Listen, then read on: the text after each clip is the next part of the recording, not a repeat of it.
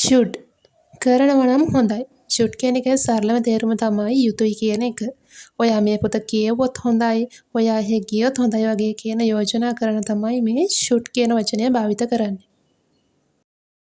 මේ වීඩියෝ එක අවසාන වෙනකම් බැලුවොත් ඔයාලට පුළුවන් should භාවිත කරන අවස්ථා, should භාවිත කරලා කොහොමද වාක්‍යයක් ගොඩනගා ගන්නේ, should not භාවිත කරලා කොහොමද නැතන අර්ථයේ වාක්‍යයක් ගොඩනගා ගන්නේ, ඒ වගේම should භාවිත කරලා කොහොමද question form එකක් ප්‍රශ්නයක් අහන්නේ, ඒ වගේම should not භාවිත කරලා කොහොමද negative question form එකක් අහන්නේ කියන එක වගේ දේවල් දැනගන්න.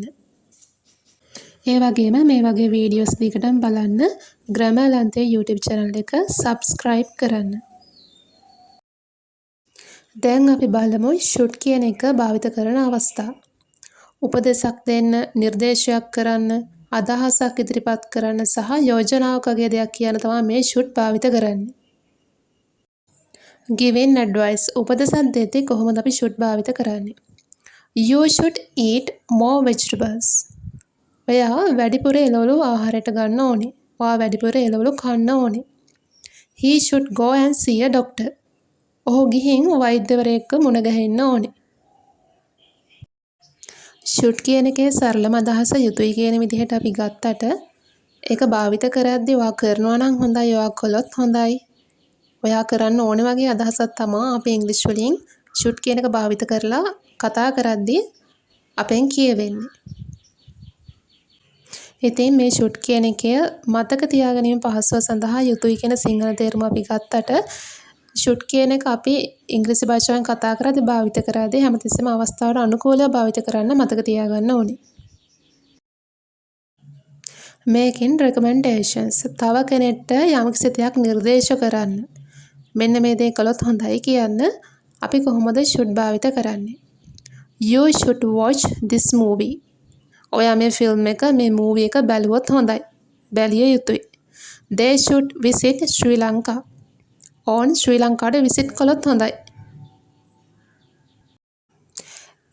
Expressing obligation ඔයා යම්කිසි දෙයකට බැඳලා ඉන්නවා නම් අන්න ඒ වගේ අදහසක් ඉදිරිපත් කරන්නත් මේ should use කරනවා.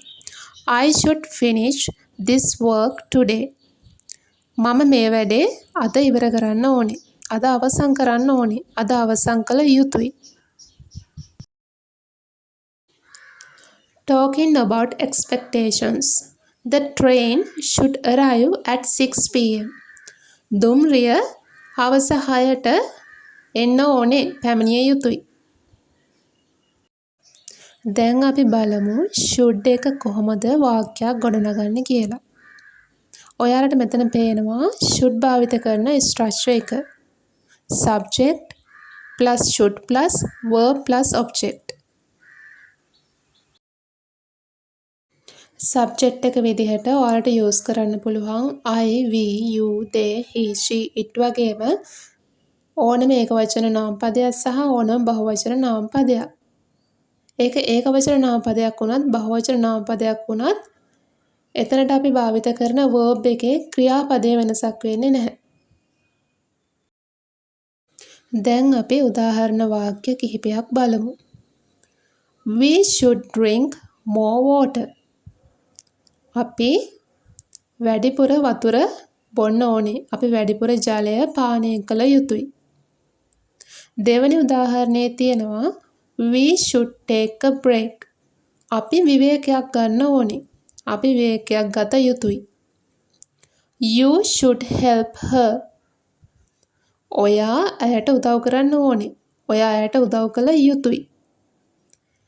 She should sleep early. ඇය වේලාසන නිදාගත යුතුයි. ඇය වේලාසන නිදා ගන්න ඕනේ. I should try again. මම නැවත උත්සාහ කළ යුතුයි. මම නැවත උත්සාහ කරන්න ඕනේ. අන්න ඒ වගේ අදහස් කියන තමයි මේ should භාවිත කරන්නේ. දැන් අපි බලමු should එකේ negative form එක. should not use කරලා කොහොමද වාක්‍ය ගොඩනගා ගන්නේ කියලා. මේ should not කියන එක ඔයාලට use කරන්න පුළුවන් shouldn't විදිහට. should එකේ negative form එක should not වල structure එක තමයි ඔයාලට මේ පේන්නේ. subject plus should not plus verb plus object. මේ should not කියන්නේ නොකළ යුතුයි කියන අර්ථය. මෙතනදිත් ඔයාලට පේනවා ඒක වචන නාම පදයක් වුණත් බහුවචන නාම පදයක් වුණත් ඔයාලා යූස් කරන සබ්ජෙක්ට් එක කිසිම විදිහකින් verb එක වෙනස් වෙන්නේ නැහැ. ක්‍රියාපදය වෙනස් වෙන්නේ නැහැ. shouldn't එක උදාහරණ වාක්‍ය. You shouldn't eat junk food every day. ඔයා දිනපතාම ක්ෂණික ආහාරයට නොගත යුතුයි. He shouldn't drive so fast. ඔහු වේගයෙන් රිය නොපැදවිය යුතුයි. They shouldn't talk during the exam. ඔවුන් විභාගයේ අතරතුර කතා නොකළ යුතුයි. දැන් අපි බලමු should use කරලා ප්‍රශ්නයක් අහන්නේ කොහොමද කියලා. should භාවිත කරලා question form එක හදන්නේ should plus subject plus verb plus object. should එක use කරලා ප්‍රශ්නයක් අහද්දී ඒක තේරුම වෙන්නේ යමක් කළ යුතුද කියන අර්ථය. should use කරලා ප්‍රශ්නයක් අහද්දී should කියන වචනය ඔයාලා භාවිත කරන නාම පදයේ ඉස්සරහට ගන්නවා. subject එක ඉස්සරහට ගන්නවා. පළවෙනි උදාහරණ වාක්‍යයේ තියෙනවා should I call her now? මම ඇයට දැන් කතා කරන්න ඕනේද? දැන් call කරන්න ඕනේද? දෙවෙනි උදාහරණ වාක්‍යයේ තියෙනවා should we bring anything to the party? අපි පාටි එකට මොනවා හරි අරන් එන්න ඕනේද? අරන් ආ යුතුද? තුන්වෙනි උදාහරණ වාක්‍යයේ තියෙනවා should he see a doctor? ඔහු වෛද්‍යවරයෙක් මුණ ගැසිය යුතුද? දැන් අපි බලමු shouldn't use කරලා කොහොමද negative question form එකක් හදන්නේ කියලා. මෙතන ඔයාලට පේනවා structure එක shouldn't plus subject plus verb plus object. මේ shouldn't කියන එකේ අර්ථය තමයි නැද්ද කියන එක. ඒ කියන්නේ යුතු නැද්ද?